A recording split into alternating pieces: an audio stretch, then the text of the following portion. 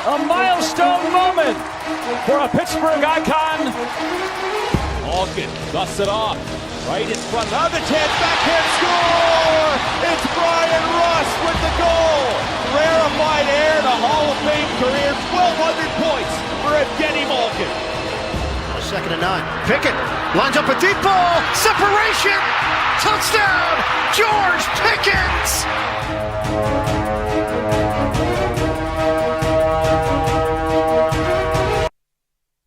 Welcome to another live edition of Pittsburgh Sportsline in the BPTV studio. 5100 West Library Avenue, right in the municipal building.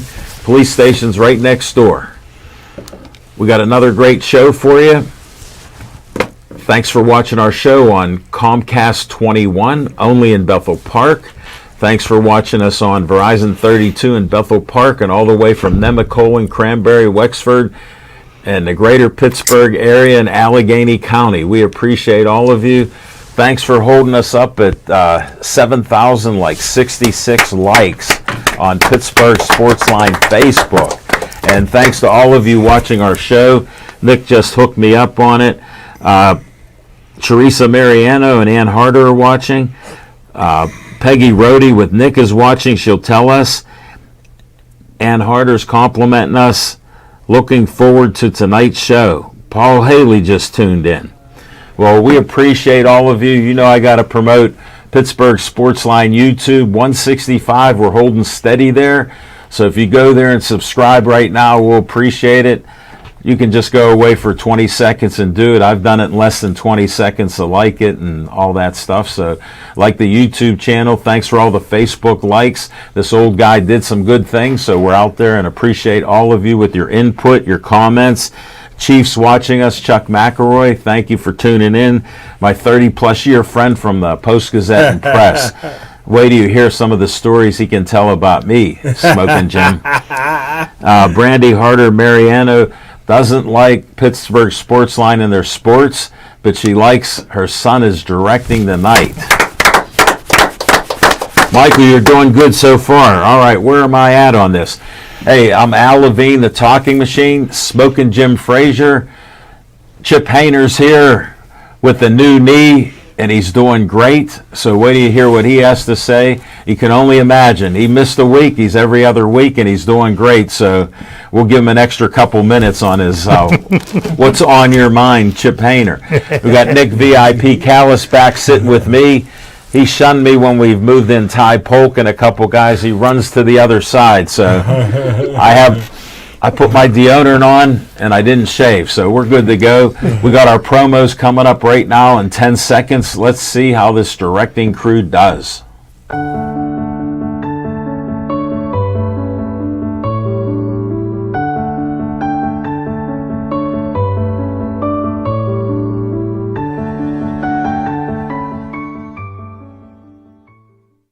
Pittsburgh Sportsline supports the Pittsburgh Post-Gazette Strikers. I worked there for 36 years. My former union, CWA PPMWS 14842, Pittsburgh Local Mailers Union number 22, is on strike. Even though health care benefits were secured for workers by the union, Post-Gazette management cut them out without the union's approval and still expected workers to show up without any coverage. Please cancel your Post-Gazette subscriptions online or in print. Pittsburgh Sportsline supports the Pittsburgh Post-Gazette Union Strikers. Frank Fanera, owner of Olive Oil's Pizzeria and the Hillcrest Shopping Center on Route 88. Call them at 412-831-1900. Every Tuesday night, Olive Oil's Pizzeria provides the host and the amazing volunteer crew with an XL pepperoni pizza and a full steak hoagie. They are delicious. Olive Oil's is proud to support Pittsburgh Sportsline and the volunteers at BPTV. Stay Joey strong. Joey Fabus died at 8 years old of brain cancer known as DIPG. Since then, the family has come together with community members to create the Joey Fabus Childhood Cancer Foundation, a 501c3 nonprofit. Since being founded, they've raised over $100,000. Go to jfccf.org to learn more about DIPG, to help spread awareness, and to see how else you can support and donate towards the fight against this dreaded brain cancer. Always Be Smiling, a 501c3 designed to help children and families in need of kidney transplants. The B stands for Bennett, whose memory is embedded in this organization by his parents, Kristen and Dean. Despite the challenges he faced in his 16 and a half years of life, Bennett always had a smile on his face and spread kindness to everyone he could. Now, Always Be Smiling wants to pass on that kindness. Go to alwaysbesmiling.org to learn more and see how you can support or donate to this organization.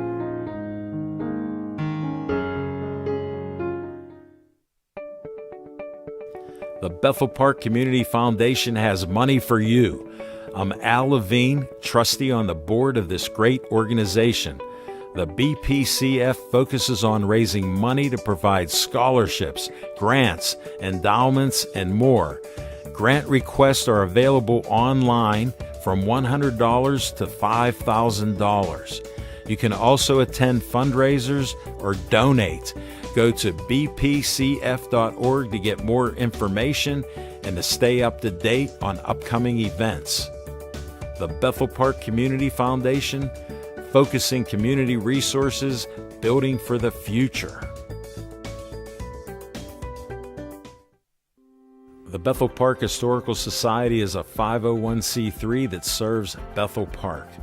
The Historical Society operates out of the Schoolhouse Arts and History Center, located at 2600 South Park Road. Look for the red and white trolley right out front. Reginald's Coffee is inside, and I've heard it's the best coffee around. To visit this great historical venue, email historicalsocietybp@gmail.com. Alex Reed is in need of a kidney. 2 weeks after college graduation, Alex's kidneys failed. A gracious donor gave Alex 7 years of life, but now he needs another kidney. To learn more about becoming a donor for Alex, call 830-285-2140 or go to kidneysolutions.org. Zhang Taekwondo just opened a new location in the South Hills, along with its location in Wexford and its inclusion in the curriculum of Provident Charter School in Troy Hill. Zhang uses Taekwondo to teach its students confidence and self-discipline through physical fitness. Zhang is offering a 4-week special. You get a uniform and lessons for $30. If you mention the Talking Machine, Smoking Jim, or VIP Nick, they'll give you a further discount. For more information, go to zhangtkd.com or call 724-934-9264. All right, hope you enjoyed all those promos. We did have one successful kidney transplant with Officer Crawford. We need Alex Reed to get that kidney, so if you can help there. And, we need menus to get that new lungs, so we need that. Brandy Mariano, hi Michael, you will do great in the control room.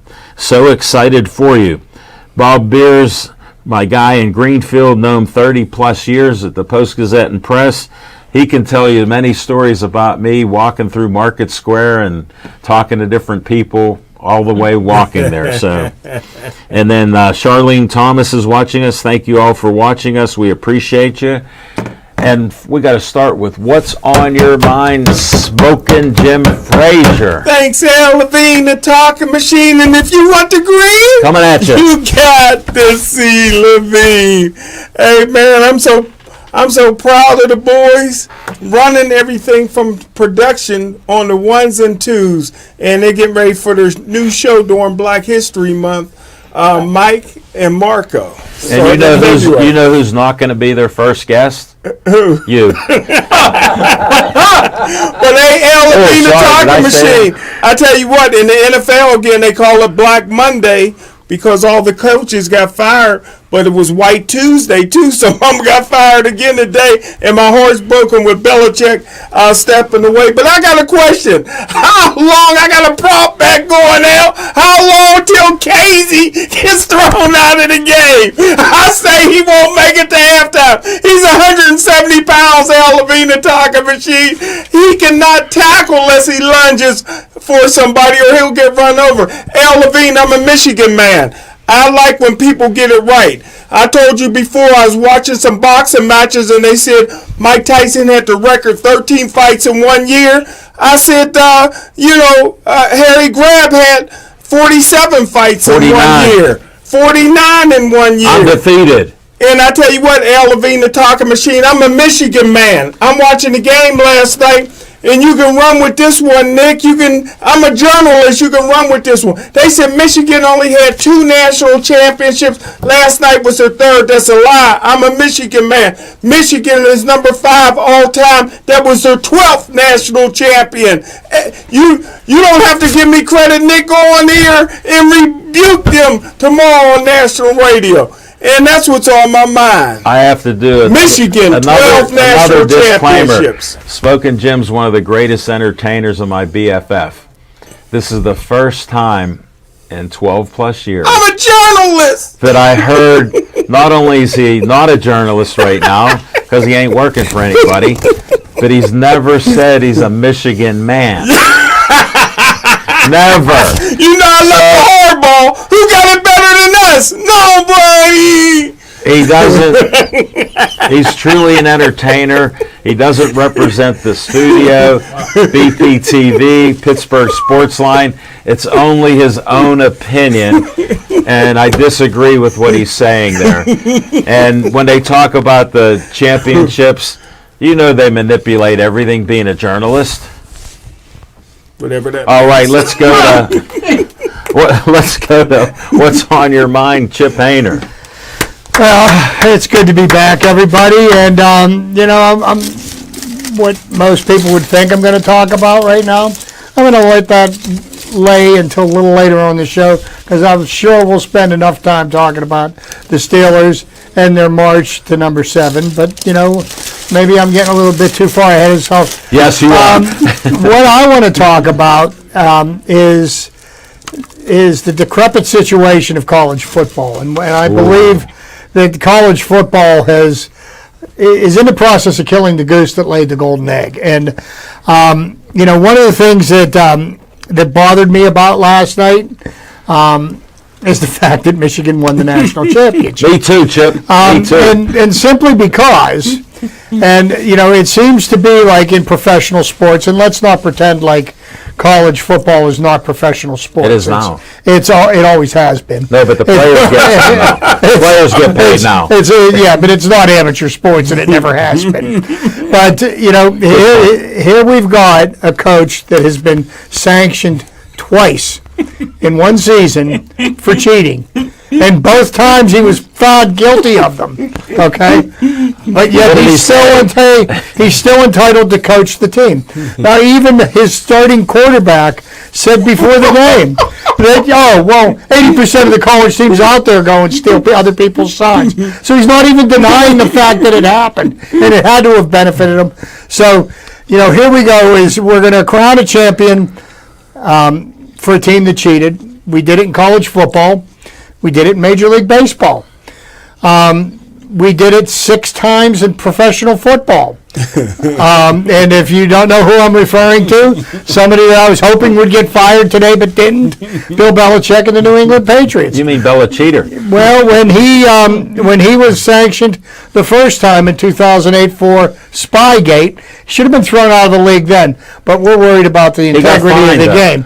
So we're worried about the integrity of the game, and yet we're laying in bed with gambling organizations, and we're trying to pretend that the games are not fixed. Interestingly enough, if you look at the point spreads and the way the scores of the games go, it makes me go like this. But that's what's on my mind right now is just the complete farce that we're making out of professional sports. Now, talking about ruining college football, one of the things that I think have ruined college football, transfer portal. I hate it. NIL. I'm really starting to dislike it. I heard a report this week that there were boosters of Ohio State that were looking to put together $20 million to keep Marvin Harrison from going pro this year, who could be the first or second pick in the draft. Yeah. Okay? And if he were to get $20 million this year to play college football, that is more money than he would get as a first-round draft pick in the NFL.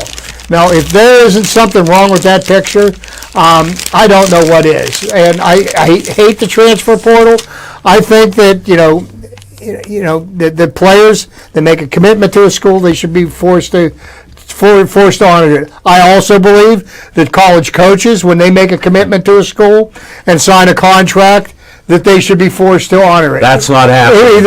And it hasn't happened. And I think it's hurting the game because now, you don't get a chance to develop players.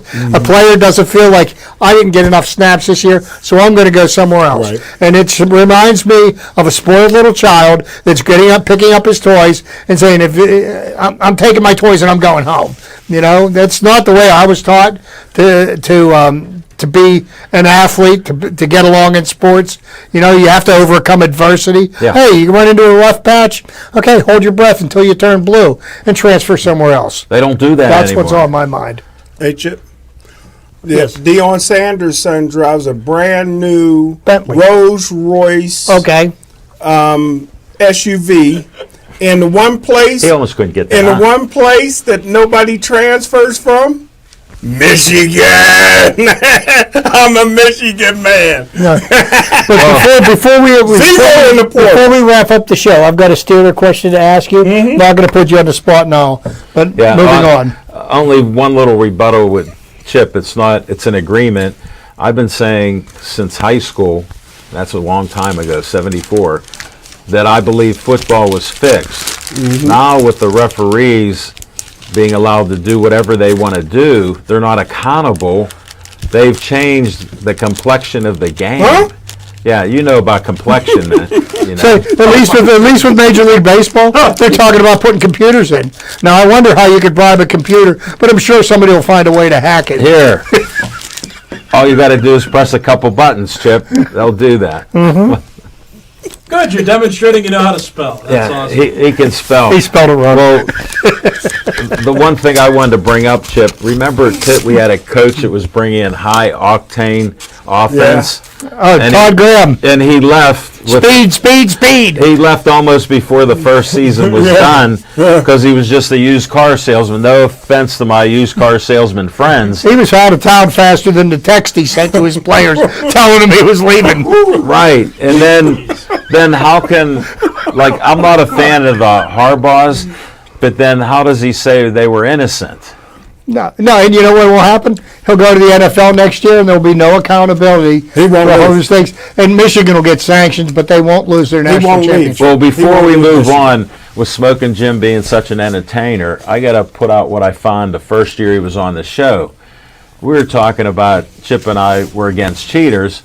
Smoking Jim goes, if you ain't cheating, you ain't trying. So I know why he likes Michigan this year. They got caught and busted twice.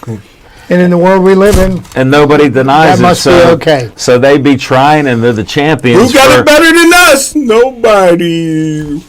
All right, let's see. Gio Pizzo, one of my friends, is watching. Chip Hayner's watching. Paul Coffey and Sax Parody's watching. Kathy Duncan. Ann Harder said, first time for everything. Brandy, we usually don't put the information on women. Michael and Marco, so excited to see your show starting next month. My birthday month, February 22nd. That's the day before my daughter's birthday. I can say she's going to be 36. Brandy goes, I'll be 48 years old, closer to the big 5-0 every day. Wow. We salute you. I passed that 17 years ago. It ain't so bad. Joan Wildman's watching. Patrick Walsh is watching. We appreciate all of you, and some of you are new time watching the show, so appreciate that. All right, Nick Callis, what's on your mind? Well, first of all, I'm proud to be helping the next generation of potentially community media. You're a great coach. CPTV volunteers. He's a mentor. He's a mentor. Teaming up in the back to get us on television. And they were actually telling me that they did some research on the history of community media and Bethel Park TV. And it was interesting because we were doing a news segment yesterday. We were recording one, and I asked Dave for a stack of papers to make as like a prop that I would be reading from. And I actually found what he gave me was the original BPTV text for the handbook for community media. Wow. Technology has come a long way. How many years ago was it? 1987. There you go. Bethel Park TV was founded. So, not a sports-related thing, but I figure that's interesting as it relates to our station, how much technology's changed. And Dave was around when reels were a thing, when you had physical framed reels that you'd put through a camera and stuff. Now we just, we have digital cards and stuff. So, great to be in the now. And we can bring you Sportsline on the internet as well, which is great. But anyway, Which we do. For sports, George Pickens is nuts. He's a talented athlete, and it's amazing how his attitude exists the way that it does. I'll just say that. The Pro Bowl isn't special anymore, but the fact that he's complaining about that now is terrible. So that's fun.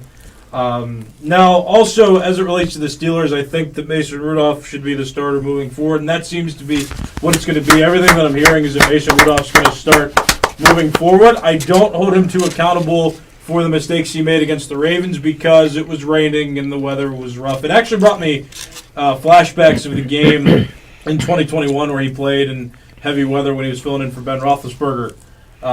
So I think that he just doesn't do well when the weather's poor, which actually makes me worried about the game in Buffalo because it is supposed to be rough in Buffalo this weekend. In Buffalo country is not Steelers fans don't travel too much up there, so that's I'm a little worried. I actually think that the Bills are the best of the teams, though they could have faced with all the options that they had on the table. It just seems like the Bills are bound to collapse at some point, and they're just like they're good enough, but they're not that good to win a Super Bowl. So I think, and they've been on a decline. Not so much decline's not the right word. They have slowly been aging to where I think that they were almost in the AFC Championship. They lost that great game against Kansas City, and then they blew it last year, and here they are now where they almost weren't a playoff team, but then kind of surged because Josh Allen's magical, and now they're here. The NFC East, they were 2 seed. That's all crazy. This season's been nuts. But I think of all the teams, the way they've been streaking, I think that the Bills would be the best option for the Steelers, and I have faith in them, and I have faith in Rudolph as the quarterback. What's going to happen in future seasons, I'm not sure. It's a great question and a great discussion. But, yeah, that's what's on my mind. Go Steelers. Hey, that's great. I agree with you. Well, another first for this year. I do believe that the Steelers, I'd say, have an even shot at beating the Bills this weekend if they continue to play the way they play. Now, speaking of Mason Rudolph's performance last week was a typical Steelers-Ravens game. And it doesn't matter whether you got Lamar Jackson, the MVP, playing in the game. When the Steelers play the Ravens, it's 17-10, 17-13, 17-40. I mean, the game is never a pretty game. It's always ugly.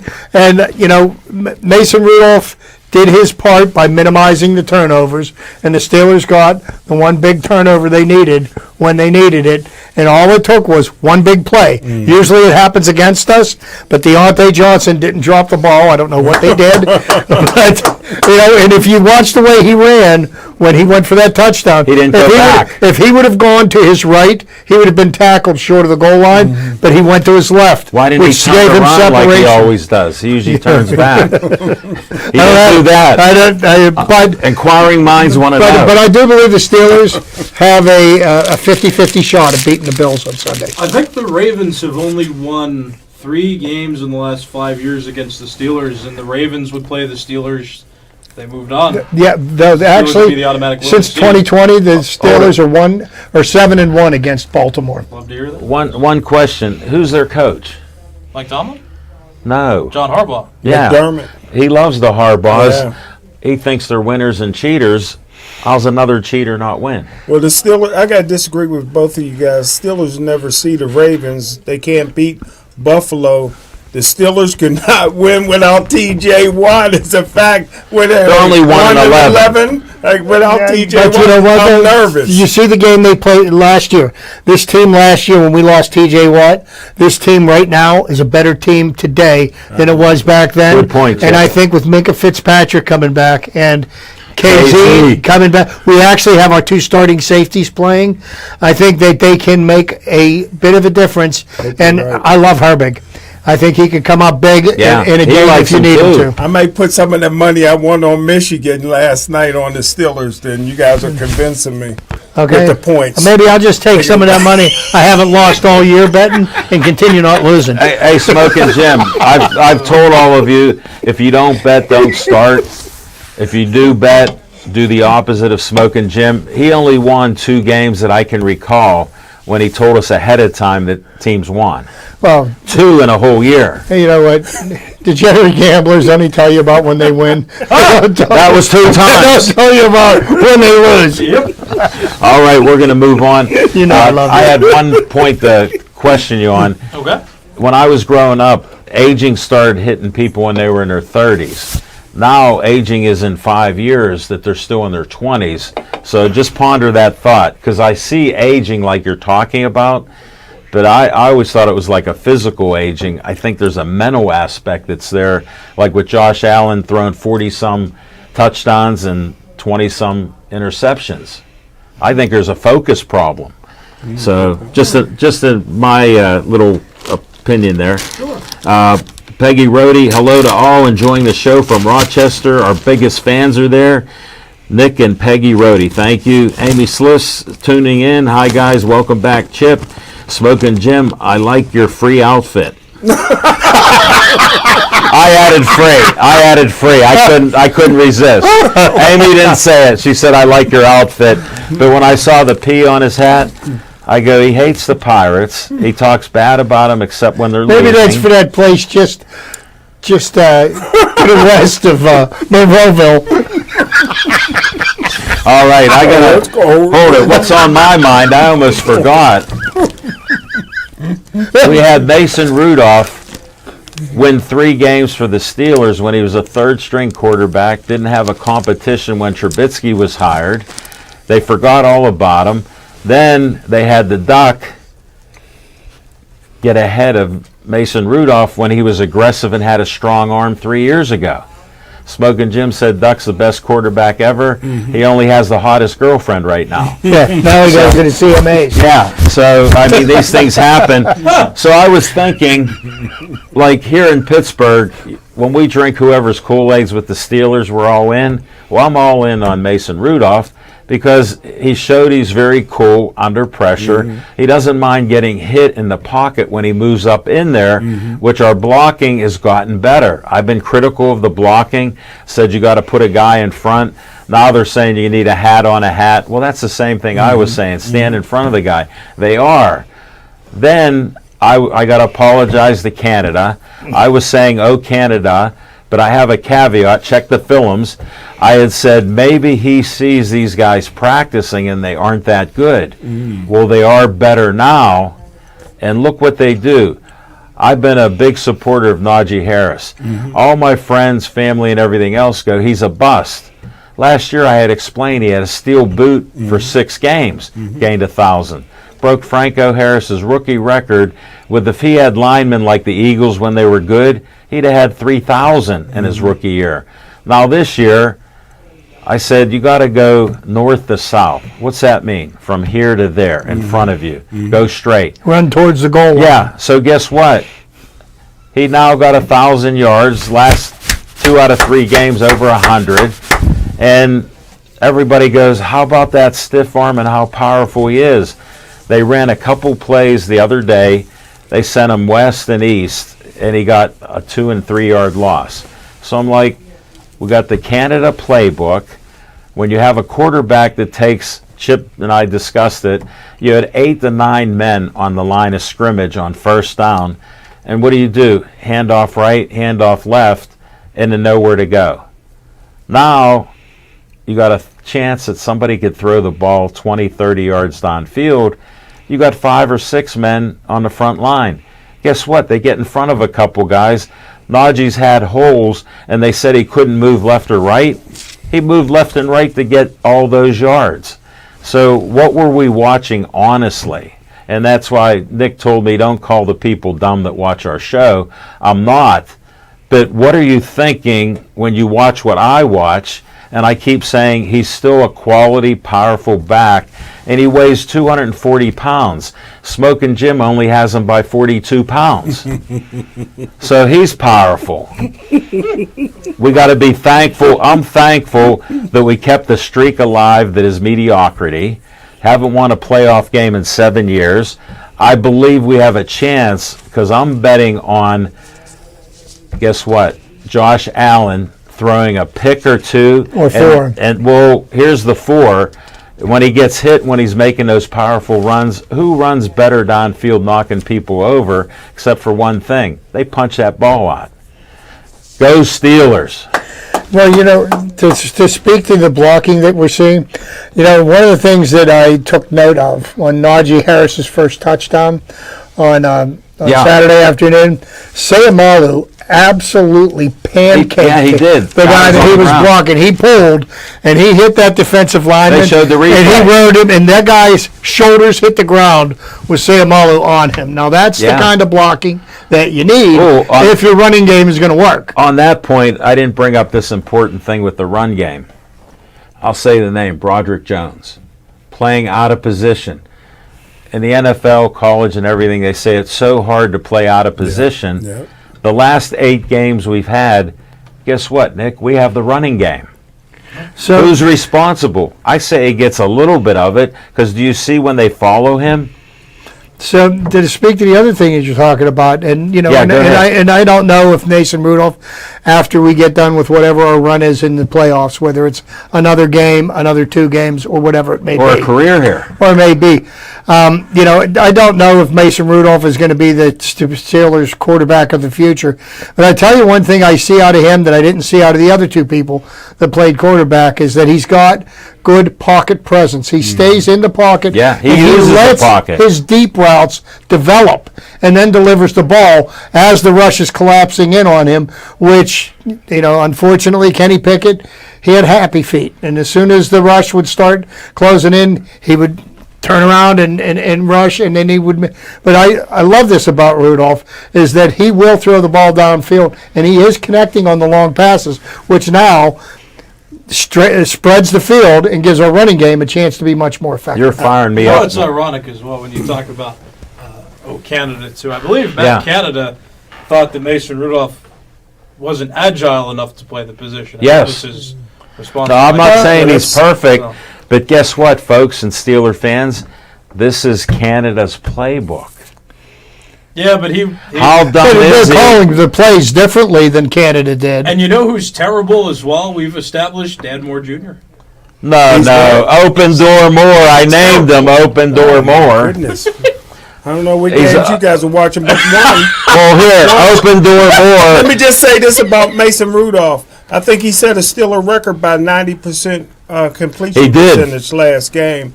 And here's the thing that he gives you that no other, what the Steelers desperately needed. They had no leadership on offense. He gets control of that huddle. He you know what I mean? No, you're right. We co-signed this, Smoking Jim. All the leaders is on the defense. They had no leadership on the offense. They got it now. No, good point. And he's 6'5", and like you said, a pocket pass. Well, Jim and I, we're talking earlier in the year, and people just poo-pooed us. That we felt that Mason Rudolph should have been given a shot. Yes. And I thought he should have been given a shot long before. Well, they should have had a competition. But the fact of the matter is, they gave him a shot, and he rose to the challenge. So, fortunately, we got a game to talk about and a game to enjoy. I'm not going to blame Canada. That's on Tomlin. I don't think Tomlin liked Mason Rudolph. No. We had a guy on here, Guns. He said Canada's the scapegoat for Tomlin. Yeah. It was proven right because you brought up a point or two. And look at how Tomlin, they're still nationally saying, look at what a great job he did. What they should say is look at what Mason Rudolph did for 3 games. No interceptions, and look at his completions. His yardage is one of the top out of the league. Like he's second. I hate ESPN for that. Like, you've got a Week 18 game, last week of the season, and these guys are still like, oh, yeah. You guys know Mike Tomlin's never had a losing season. I hate that. It's lazy. It's mediocrity. It's really lazy. No, yeah, but here's the thing that I got to give Mike Tomlin credit for. And yes, he's made mistakes this year. There's no question about it. I hope he's learned from the mistakes that he's made this year. No, he hasn't. Time will tell. Mm-hmm. But I will tell you this: even when we went through the 3-game losing streak and it felt like the wheels had completely fallen off the bus, he still has not lost his team. Yeah, well, the only thing I'll tell you, Chip, why he won't change is he's already a smart guy. All NFL coaches are arrogant with the media. Nick can vouch for that, how arrogant they are. It's part of the job requirement. Yeah, it's part of it. But he admitted to lie. He was like, yeah, but he did both sides of it, admitted to lying and lied. Yeah. He covered it. Then, here's what he does. Here's what shows he's smart. What's better, cheating or lying? Well, lying. Lying is a form of cheating in certain aspects. It could be. Yeah. It could be. Well, here's another thing, since we're ripping on Tomlin a little bit. Nobody ever accused him of being dumb, even Smoking Jim. So when you have a guy that scores 64 points in 2 games and you're not going to let him play the 3rd game, that's dumb.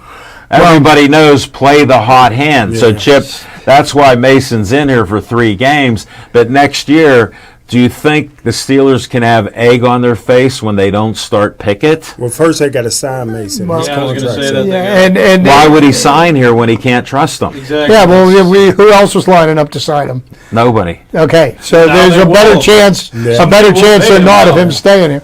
But we'll see. But This was a little extended point can't wait on till this. he's no, but while we're still on the Steelers, okay, here's a question I want to ask Jim. And I always joke with Jim because he even gave the 1974 Steelers draft a D-. Okay. Greatest draft in NFL history. So you gave the Steelers. Drafted Hall of Famers Was it a in D one or a history. D- this year in the draft? It was a D. It was a D. How do you grade that draft now after 18 games? D-. He's consistent. We gotta move on. I don't even know what segment we're on here right now, but That's technically what's on your mind. that's what I know. That's why I'm looking at the time. We got time. All right, Ivan some Captain's here. Amy Sliss, Smoking Jim, you on fire? No, he's normal Smoking Jim. Jenny McCallum is watching. Paul Haley, Warren had limited carries because he couldn't hold a wet football and almost lost the ball 4 or 5 times due to weather conditions. I think Warren only got 33 yards. Paul, you're spot on as usual. Matt Downey's watching. Charles Highlander's watching. Andrew Safin is watching. Elisa Garcia's watching. Robert Mossman is watching. Wow, we got a lot of watchers. Chris Rise is watching. For next year. Nick Rohde's watching from Rochester. Fico Ortiz is watching. Chilean Fish is watching. LaPria Wajiskara is watching. Bill Fryer is watching. Whew, I'm getting tired out. We got We a should, yeah. Rick Wamenga is watching, and Arisukas is watching. I ended my what's on your mind, right? Yeah. 10 seconds. Fiction and fact from Smoking Jim's Almanac.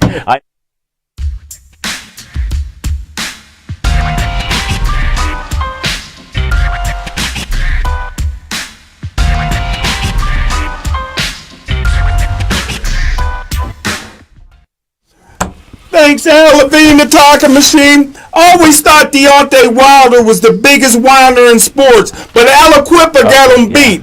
Al Levine, the talking machine. I talked to Aliquippa's coach today, Mike 5A. Warfield, and I tell you what, I didn't know if I was talking to Steve Spurrier or Mike Warfield. Levine talking. Even Terrell Owens said you're crying too much. Aliquippa knows they recruit more than any team in the country. Levine talking machine. Even more than Gateway. Aliquippa got more kids out of the portal in prime time. Deion Sanders. Listen, Levine talking machine. Nobody moves to Aliquippa for a better quality of life. I'll say it again. Nobody moves to Aliquippa for a better quality of life. Aliquippa, keep your mouth shut and move to 5A. I'll say it again. Aliquippa, keep your mouth shut and move to 5A, or Gateway will shut it for you. How about this? How about Aliquippa move to 5A? Wouldn't it be Whippy win state? And then get bumped up to 6A. All that whining, all that whining. And then get bumped up to 6A. Did you see what happened? You know what the coach told me, Levine talking machine? I have no idea. Tell me. Listen. I'm listening. Number one, they had to take a bulldozer to Aliquippa and get rid of the whole town. But no, what they do, Hines came in there. Let me finish this. Hines came in there, built them a brand new stadium, built them a brand new locker room, built them a brand new Hall of Fame. They named all that stuff after Mike Dicker and Revis and all them. Then, on top of that, this is in Aliquippa, right? Where ain't nobody got a job. Levine talking machine. They're building them an indoor practice facility. No, and they're talking about, listen, the PIAA said Aliquippa got 40 kids on the team, 23 are transfers. Come on, Levine talking machine. Quit whining, quit crying, and move up. The Pittsburgh Steelers only got 53 players on their team. You know what I mean? Pitt only got 100. How many came from Aliquippa? 18. They already got, but I give them credit. The coach said, and he didn't like when I asked him, he said his required 2-0, it's a 2-0 to play. Although if you get a D, you can play for me. He said his requirements is a 3-0. I said, yeah, Sean Gilbert had a 3-4, but was Prop 48. Nobody could take his SATs for him. He had to sit out his first year at Pitt. So Levine talking machine, they're giving them grades. Who got 3? Although they got one kid going to Yale, he'll be home before the end of the summer. Smoking Jim, we don't talk about other communities like that. That's disrespectful, unappreciated, and it's only him. I mean, that's why I got to disclaim it.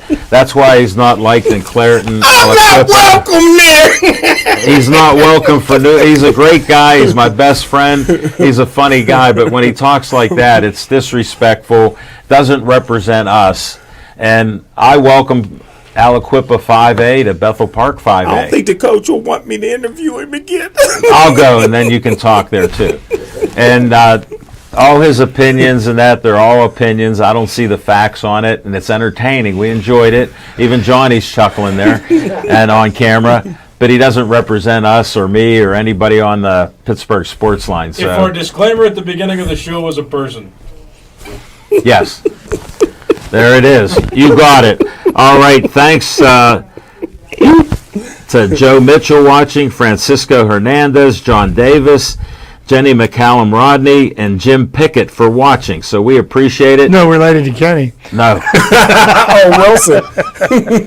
Maybe both. We never know. That's the Well, we appreciate all of you tuning in today. I don't know why we got more people, but maybe with Nick being the social media director at Bethel Park, the community of Bethel Park. I do share this live stream to the BPTV Facebook page as well. So. Well, Nick, I got to officially thank you for all you do here. Michael shared it out too, the YouTube stream and Facebook stream on his Facebook. Did we get one more like on YouTube? All you new folks, go to Pittsburgh Sportsline on YouTube. Subscribe now. You got my permission. All right, we got to go to Chip and trivia time in 10 seconds.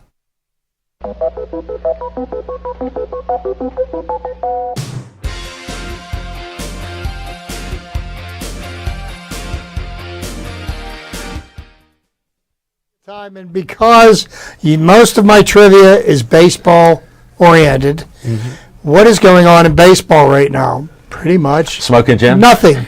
We're in the dead of winter. Still plenty of free agents out there and available. The Dodgers, I was reading something to say. Tell all of them. Before the show. Tell them. The Dodgers have spent in free agency so far this winter $1.2 billion. He didn't stutter. The other 29 teams in Major League Baseball combined have spent $1.23 billion. Wow. Not including the Pirates yet.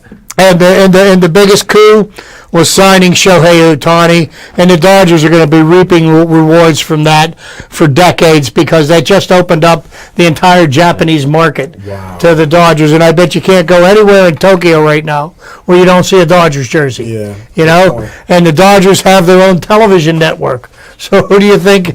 Well, how do you think how much money they're going to make off the rights? But great points, Chip. Great points. This past weekend, in the dead of winter, we had Pirate Fest, and Pirate Fest is not really anything that's you don't find out any earth-shattering information. One big move that the Pirates did make, which everybody was anticipating, and I'm happy that they did, was they re-signed Andrew McCutchen for this season. Looks like Andrew McCutchen's going to be healthy. There's a possibility he could even play occasionally in the field besides his designated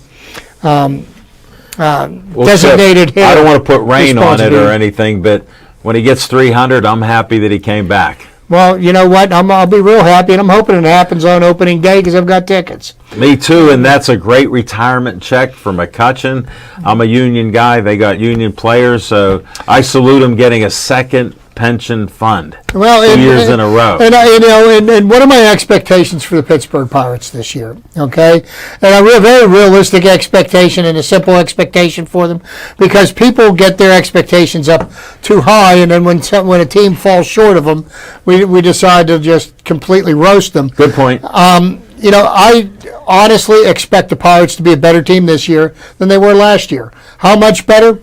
They're going to play the games. We're going to find out. But the Pirates improved 14 games over what they did from 2022 to 2023, which is a significant improvement. Smoking Jim lost so much money, it's unbelievable. And I hope he loses another boatload. And but sorry, I had to put that in there. As the season took it on, I'm really looking forward to the season. There's still a lot of young players. I want to find out, is O'Neal Cruz everything that he has been advertised? Good point. Because if we've learned anything in the last year, is don't pay much attention to people spouting off about how great somebody's going to be until they do it. And we learned that by watching the Steelers play. This past year, we had a franchise quarterback, and then we found out, well, maybe we don't. Except for me, I knew. But O'Neal Cruz has got. I knew. You're talking about Pickett? I knew. Who said he was a franchise QB? Oh, my goodness gracious! Have you not heard anything on the airwaves from training camp to preseason? I heard it and disagreed. I know what we're talking about. But I disagreed with that. Don't listen to him. But everything else. Yeah, well, in reference to him, one of the things that I've took exception with this past week. Who are we talking about? He knows who I'm talking about. I don't like to give people credit, but.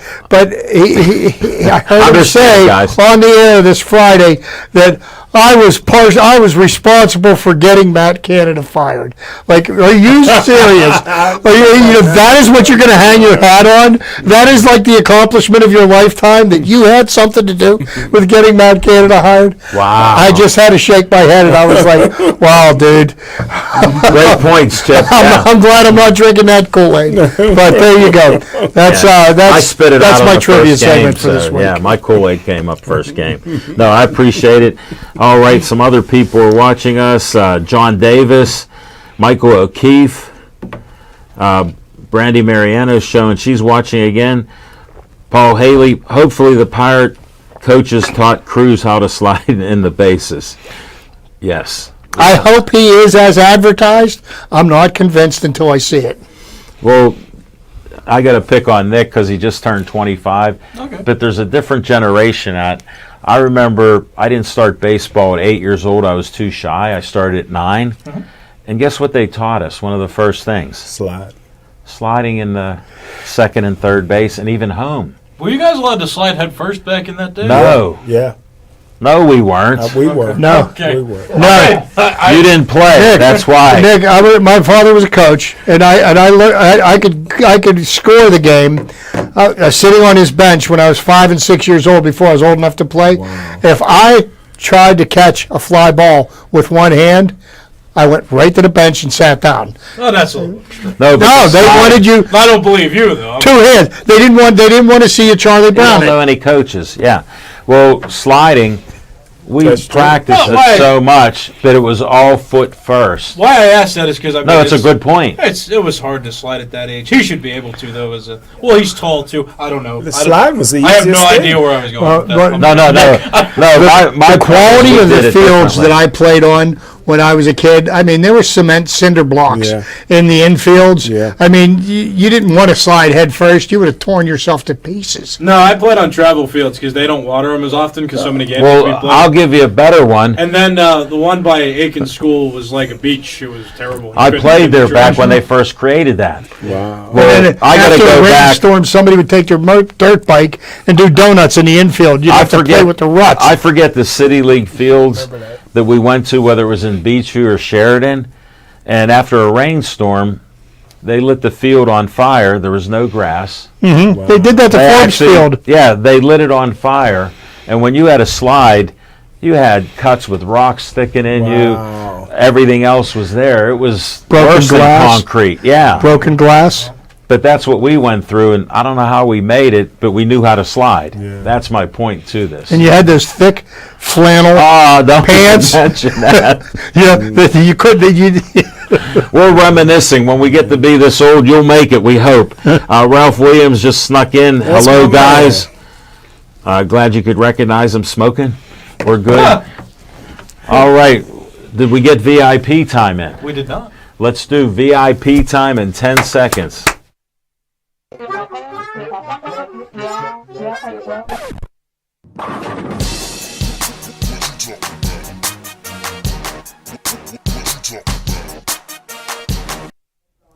All right, so let's talk about the Steelers a little bit. So I feel like I've heard very often this week that the media is being negative.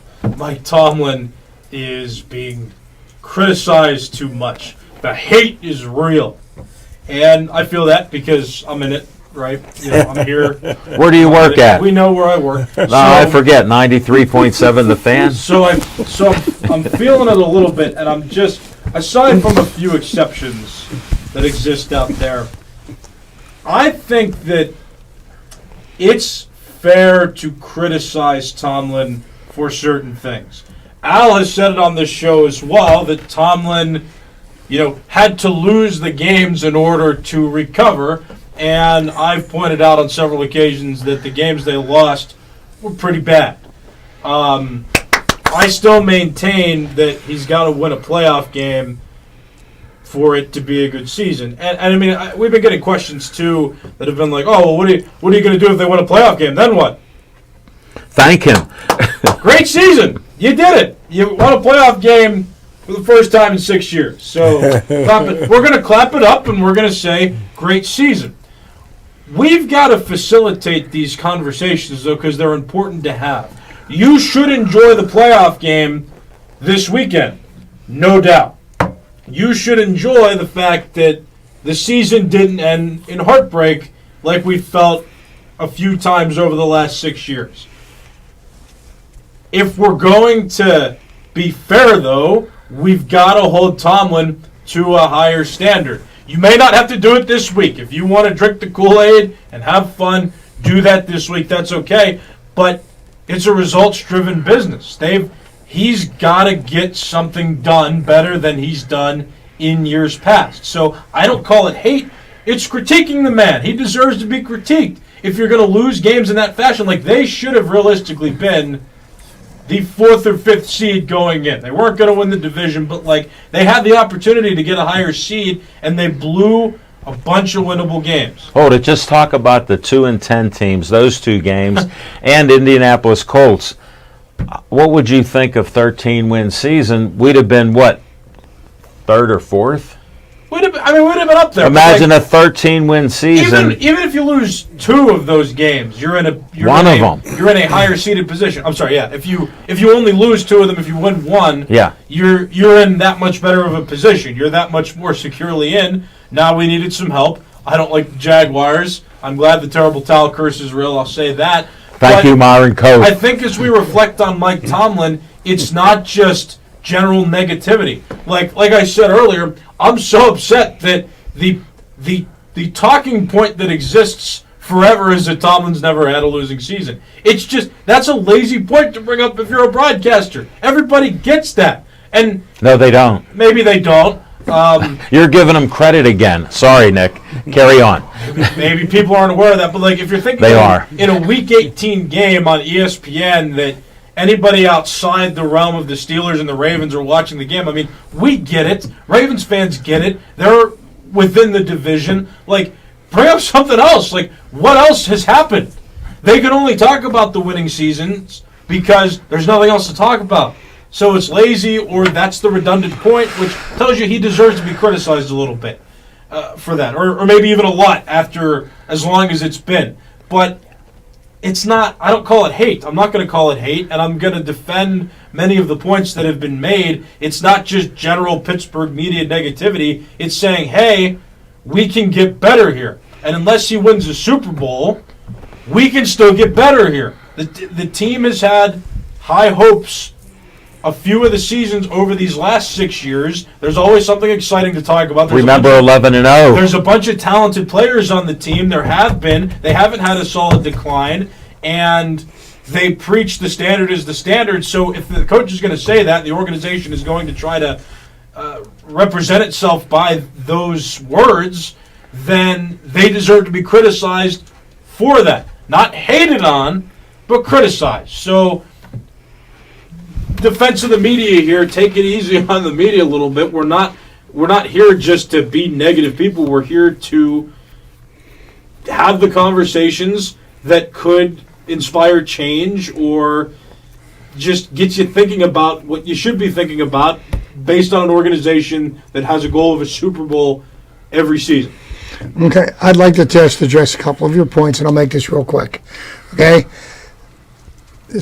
Mason Rudolph has won 3 games in a row, correct? Sure.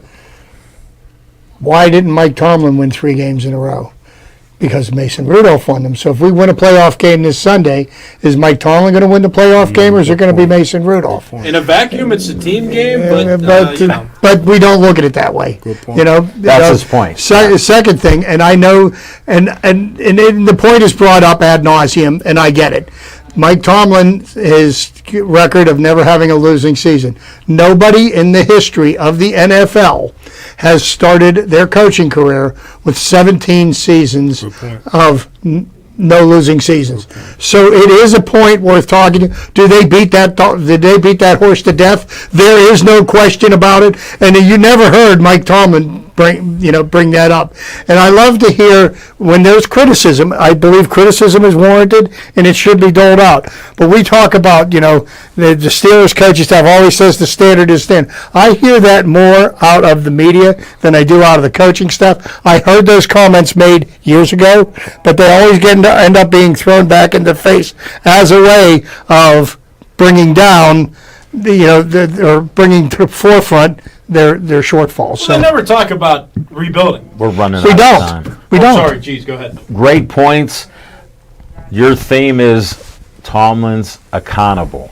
That's all he wants in the media. Make him accountable. Yes. Chris Rise, Benjamin Dagonish, Diane Rohde's watching. Bob Beers is hanging in there. Ernest T1's on here. The standard is the standard, to quote Tomlin. Mediocrity is what we have. And please stay Joey strong.